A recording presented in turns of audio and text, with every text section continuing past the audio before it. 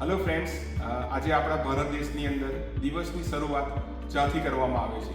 ઘણા લોકો ચા વગર એમની દિવસની શરૂઆત નથી થતી. સો ફ્રેન્ડ્સ, ચા પીવાના લીધે આપણા શરીરમાં ઘણા બધા હેલ્થ ચેલેન્જીસ સ્ટાર્ટ થઈ શકે છે, જેવા કે ગેસ, એસિડિટી, માથાનો દુખાવો થવો વગેરે વગેરે. સો મેં પણ મારી પર્સનલ વાત કરું તો દિવસની 6 થી 7 ચા પીતો હતો અને એના કારણે મને હેલ્થ ચેલેન્જીસ સ્ટાર્ટ થઈ ગયા હતા. મને પણ ગેસ થતી હતી, એસિડિટી, માથાનો દુખાવો વગેરે થતો હતો. મેં એમના ચાના રિપ્લેસમેન્ટમાં કંઈક શોધતો હતો અને અમેઝિંગ એક ડ્રિંક મળ્યું જે મેં મારી ચા સાથે રિપ્લેસ કર્યું અને એ છે આ અફ્રેશ એનર્જી ડ્રિંક.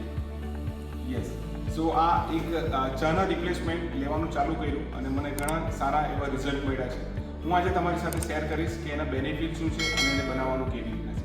સો આ અફ્રેશ એનર્જી ડ્રિંક બેઝિકલી ઓરેન્જ, પીકુ અને ગ્રીન ટીના એક્સટ્રેક્ટમાંથી બનાવવામાં આવે છે અને એની અંદર નેચરલ કેફેન હોય છે, જેના કારણે એ આપણને ઇન્સ્ટન્ટ એનર્જી આપવાનું કામ કરે છે. ઇન્સ્ટન્ટ એનર્જી મળવાથી આપણું ફોકસ સારું રહે છે અને કામ સારું થઈ શકે છે. બીજું, આપણા બોડીની અંદર ઓક્સિજનનું પ્રમાણ વધારે છે, જેના કારણે આપણને સ્ફૂર્તિ અનુભવાય છે. અને ચાનું રિપ્લેસ એક અમેઝિંગ રિપ્લેસ છે જે તમે કરી શકો છો અને હું આજે બતાવીશ કે બનાવવાનું કેવી રીતના છે.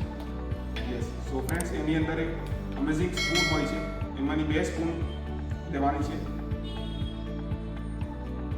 યસ, એને તમે ઠંડા પાણીમાં પણ લઈ શકો છો અને ગરમ પાણીમાં પણ લઈ શકો છો. ઓફકોર્સ ગરમ પાણીમાં લેશો તો એનો ટેસ્ટ પણ બહુ જબરજસ્ત આવે છે અને ફાયદો પણ આવશે. આવી રીતના 2 સ્પૂન લેવાની છે અને અંદર ગરમ પાણી એડ કરવાનું છે.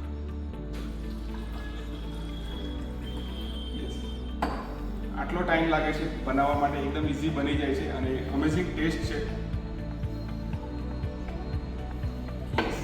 આ ફ્લેવર છે તુલસી ફ્લેવર છે. એમાં ઘણા અલગ અલગ ફ્લેવર આવે છે. જિંજર ફ્લેવર આવે છે, લેમન ફ્લેવર આવે છે, સિનેમન, પીચ, ઇલાયચી એવા અલગ અલગ ફ્લેવર આવે છે. આપણને જે બેસ્ટ લાગે એ તમે યુઝ કરી શકો છો.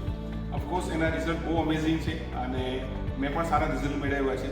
ઓફકોર્સ તમે પણ ચાયના રિપ્લેસમેન્ટમાં કંઈ શોધી રહ્યા છો તો એના માટેનું આ એક અમેઝિંગ ડ્રિંક છે, એ તમે લઈ શકો છો. Thank you so much. નમસ્તે.